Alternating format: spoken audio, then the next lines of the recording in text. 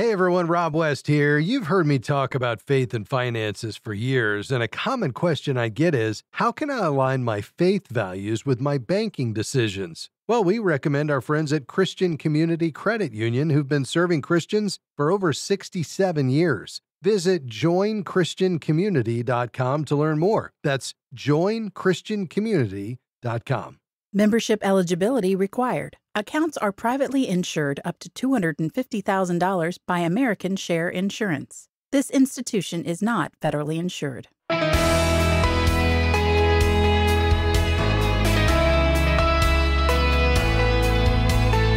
Proverbs 4:26 says, "Give careful thought to the paths for your feet and be steadfast in all your ways." Hi, I'm Rob West. That's a reminder to live intentionally, to make thoughtful, wise choices rather than drifting along. And that includes the way we manage our money. Today, we'll explore how a biblically grounded approach to budgeting can help us put God's priorities first. And then it's on to your calls at 800-525-7000. That's 800-525-7000. This is Faith and Finance, biblical wisdom for your financial journey.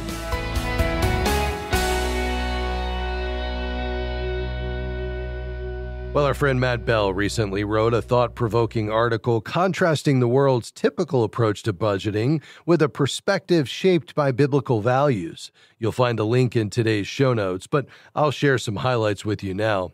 You know, if the culture could talk, it would give your budget a set of marching orders. It would say something like, make $80,000 a year, then move into this neighborhood and drive that car and wear these clothes and eat in these restaurants and take these vacations. Then you can give. Well, that's what the world says. Spending always comes first. And when spending comes first, debt often comes next. The house payment, car note, student loans, and credit cards. With what's left over, there's saving, investing, and dead last, giving. No wonder so many feel overwhelmed. When spending is king, stress follows, savings dwindle, and contentment fades. But what if your budget wasn't just a spending plan, but a sacred trust? Because it is. According to Deuteronomy 8:18, you shall remember the Lord your God, for it is He who gives you the power to get wealth. That verse is a powerful reminder that wealth, and even the ability to earn it, is a gift from God. Now imagine hearing God say, I am entrusting you with $80,000 this year. Use it to reflect my love, meet needs, fund ministry, and invest in my kingdom. Save it wisely, plan for the future I've prepared for you, and yes, enjoy what I've richly provided. That echoes 1 Timothy 6:17, which reminds us that God richly provides us with everything to enjoy. So what does this look like? Well, with a biblical framework for your budget, you start with giving, then saving, then investing. Only after those priorities are in place do you decide how much house, how much car, or where the vacation fits. Debt, when used, is handled prayerfully and cautiously. Remember that with the cultural approach, spend first, manage debt, save if you can, give what's left over, that foundation doesn't hold up when the storms of life hit. But a biblically informed approach invites us to flip the script, reordering our financial priorities around God's kingdom. Rather than spending first, we're called to give first, then save, invest, spend wisely, and use debt carefully and sparingly. This echoes something that my friend Paul David Tripp says about this subject. When it comes to our finances, God calls us to stop starting with ourselves and hoping there's money left over for Him. Instead, the call is to willingly and joyfully accept that our money's primary purpose is to fund a kingdom of generosity in worship and service of Him, and then trust that God will provide what we need. It's a call to live wisely and intentionally, something Jesus underscored at the end of the Sermon on the Mount. He warned, everyone who hears these words of mine and does not do them is like a foolish man who built his house on the sand. If we structure our finances on the world's shifting priorities, we're building on unstable ground. But when we build our budget around God's truth, we're anchoring it to the rock. And if you're ready to start building that way, it helps to partner with organizations that share your values. That's why we're so grateful for Christian Community Credit Union, a longtime partner of this program. Christian Community Credit Union is more than a bank. It's a financial partner with a kingdom purpose. Yes, they offer everything you'd expect for your financial journey: checking and savings accounts, mortgages, auto and church loans, and even investment services. But what truly sets CCCU apart is their mission. When you bank with CCCU, your money doesn't just sit idle, it goes to work for God's kingdom. Your deposits help fund ministries around the world. Your loan payments help build churches and support Christian schools. Every transaction becomes a tool for transformation. So if you're seeking a financial institution that shares your faith and helps you steward God's resources with purpose, consider Christian Community Credit Union. You can learn more at joinchristiancommunity.com. The only thing you need to join is to be a Christian. Just head to joinchristiancommunity.com. All right, your calls are next. The number, 800-525-7000. I'm Rob West, and we'll be right back after this break. Stick around.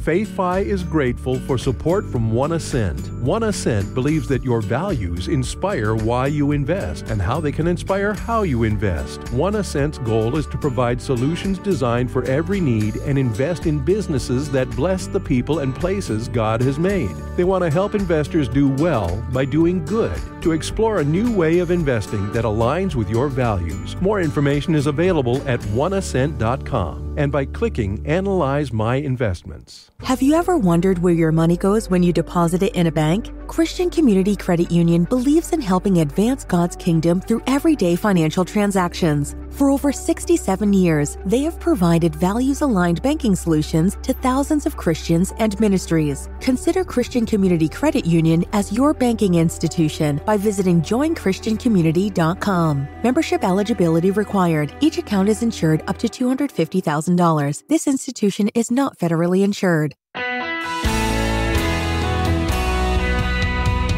Thanks for joining us today on Faith and Finance. We've got some lines open. We're ready for you today. Whatever your financial question, you can call right now, 800-525-7000. Again, that number, 800-525-7000. We'd love to tackle whatever is on your mind today. So if you've got something you've been wrestling with in your financial life, you can go ahead and call right now, 800-525-7000. You know, periodically we hear from folks that write into us via email, and we try to tackle a few of these questions whenever we're able to. Let's do a couple of those right now. This first one comes from Lori. She writes, I will be full retirement age in August. I'm still working, so my Social Security will be a surplus that I want to put toward my home. I still owe $82,000 on it, but I also know that it needs a lot of repairs. Does it make more sense to put this extra cash flow for repairs, paying down the mortgage, or a little bit of both? And I would just say, Lori, first of all, if your home does need repairs, let's determine, first of all, are they imminent or are they, more renovations? If they really are truly repairs, we probably want to go ahead and get those done just so we don't cause any damage to the home. So I would say this surplus income is a great opportunity for you to do that. I would start there. Now, obviously, the ability to fund any of that, out of any other cash flow is great, but I would see all of the surplus that you have, including the Social Security, as a way to fund those repairs without taking on debt. So I think that's absolutely the priority use of that. I would say after that, let's make sure we've got a fully funded emergency fund. As you head into retirement, I'd love for you to have a good 6 months living expenses, if not a little bit more in that season of life. And then once those two goals are met, I would say the home repairs are fully funded and you're back up in kind of working order. You've got your fully funded emergency fund. Then let's take that money and put it toward the mortgage principal. That will, of course, reduce future interest costs and give you more cash in retirement once you can pay off that house and reclaim what is probably your largest expense. The second one is a question that we've got here is from Makisha. Here's what Makisha writes. What's the difference between getting a debt consolidation loan or working with a debt counselor? Well, this is a great question, and it's one that comes up a lot. Debt consolidation versus what I'll call debt management. So debt consolidation is a loan. It essentially is where you roll multiple debts into a single new loan, typically with a lower interest rate. Now, you're still fully responsible for repayment, and you'll need good credit to qualify for favorable terms. It's also dangerous, though, because what I experience is that most folks who get a debt consolidation loan end up doing so to take the pressure off without actually changing the habits that led to the debt in the first place. And so you've got to identify, what was the root cause? Am I just treating a symptom, the debt, because of lifestyle spending beyond my means? Or am I truly, resolving the situation? I've already handled the habits, and now I'm just looking to, eliminate the debt as quickly as possible with as little interest as possible. Typically, and this is just my experience, typically what I find is most people that get a consolidation loan haven't done the hard work to change the habits that led to the debt in the first place. So then they call me back 6 months later and say, all right, Rob, now I've got the consolidation loan, and guess what? The credit card debt's back. So I want to avoid that. Now, when it comes to debt management, that is my preferred way, without a doubt, for you to get this paid off once and for all. Keep in mind, when we do the debt consolidation, roll everything together, even if there's a lower interest rate, typically we have a longer payback period. So what that just simply means is, if we have a lower rate, but we pay back over a longer runway, we're probably going to end up paying the same amount anyway. And that's one other reason I don't like it. With debt management, the debt stays right where it is. If you're with Capital One on a credit card, you're going to stay with Capital One. You're at Citi, you're going to stay with Citi. But what happens is, each of these credit card companies have a department they call credit counseling, and they all have an approved interest rate, and it's always lower than the prevailing rate. Typically, keep in mind, the average interest rate right now is about 23%. Typically, credit counseling rates are between 0 and 10%, often between 0 and 8. So a dramatic reduction, in many cases, 50% less, or more. And so that's great, because that just means now I've got a larger percentage every month with the same payment going to principal reduction with that lower interest rate. The other key is you have accountability, because you're paying through Christian credit counselors. Thirdly, they're going to help you do a budget. That's great. That's just an added benefit. And then fourth, and this is a big one, don't miss this. What happens with credit counseling is you have a level monthly payment. See, if you've ever been paying back credit card debt, you've probably noticed that as the balance comes down, the minimum payment comes down, because it's a percentage of the balance. Well, what's your, likely response to that? Well, I'm just going to pay as little as possible, because I don't see myself getting out of this debt anytime soon, so I might as well put that money to other good use. Well, that just extends the repayment period. But with credit counseling, you have a level monthly payment that fits into your budget. And because that payment doesn't come down with the balance, every month, it's a larger percentage of the overall debt that was owed, which is great. And you put those two things together, the fact that we've got a dramatically lower interest rate and the fact that we've got a level monthly payment, all of that together results in, on average, you paying that debt back 80% faster. That's a game changer. And so this is absolutely my preferred way. Now, keep in mind, there's many credit counseling agencies out there. They're all nonprofit. They have to be.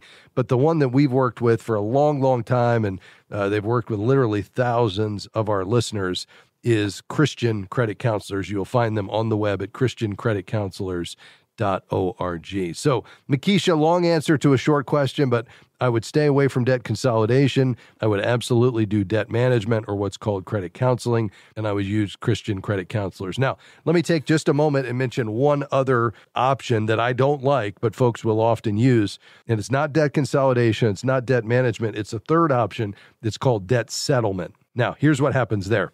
With debt settlement, you will find a company, and by the way, there's a lot of bad actors in this space, so this is just another reason to stay away from it. But with debt settlement, they will ask you to stop paying your creditors.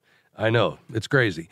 They're going to tell you that, well, if you stop paying, they're going to get into collections, and that's going to create the environment where we can come in behind you and negotiate a reduced settlement. But guess what? Number one, you're not honoring your obligation, and I think as Christ followers, we need to. Number two, you are putting yourself in a position where you're going to trash your credit because you're stopping payment. So you're going to get into collections. It could be charged off. There could be a judgment that's legal, a legal judgment against you. All of that's going to hit your credit report, just creates a real mess. So that is not what you want to do. So bottom line, these are the three kind of most common ways people pay back debt: debt consolidation, debt settlement, and debt management. My preferred approach, again, debt management, and our friends at ChristianCreditCounselors.org can help. Thanks for writing to us. Send your emails. Ask Rob at faithfi.com. 800-525-7000. We're going to take a quick break here in a second, but when we come back, we've got some great questions lined up in our final segment, but I've got room for a couple more. Again, whatever you're thinking about in your financial life, 800-525-7000. Hey, as we head into this break, let me just encourage you, if you find value in this program, maybe you listen regularly or you've been able to apply something in your financial life and you'd like to support our work here at Faith Fi because we're listener supported, we could use your support before June 30th, the end of our fiscal year, when you go to faithfi.com and click give. That's faithfi.com and click give. And thanks in advance. We'll be right back.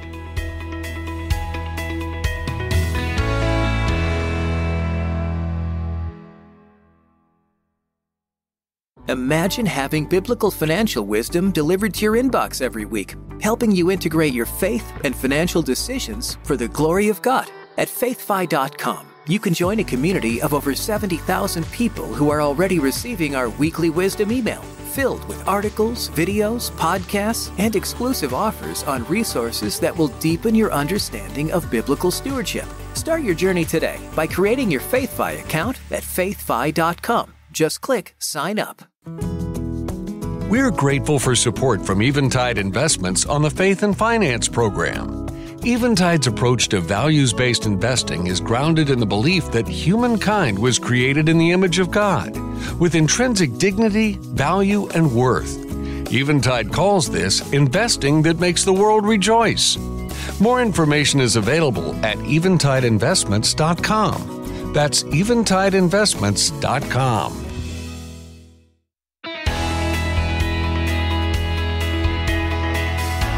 Great to have you with us today on Faith and Finance. Hey, we still have a few lines open, although the calls are coming in quickly. If you have a financial question today, call right now, 800-525-7000. That's 800-525-7000. We'd love to hear from you today and see if we can assist you with whatever is on your mind financially. Let's go right back to the phones. Austin, Texas is where Lisa is. Lisa, how can I help?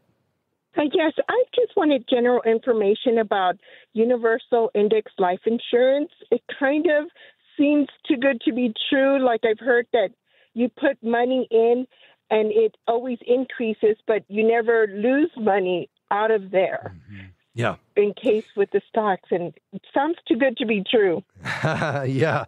Well, keep in mind, it's everybody gets paid somehow, and here's how it works with regard to this particular product. So, with a universal life policy, an index universal life, the financial product is tied to a broad market index. So, like the S&P 500, which would be the 500 largest companies in the U.S., okay? And it allows you to participate in the market gains while protecting against the losses when the market declines. Now, you might say, how do they do that? How do they give you the upside but not the downside? Well, the way they do that is you don't get 100% of the upside.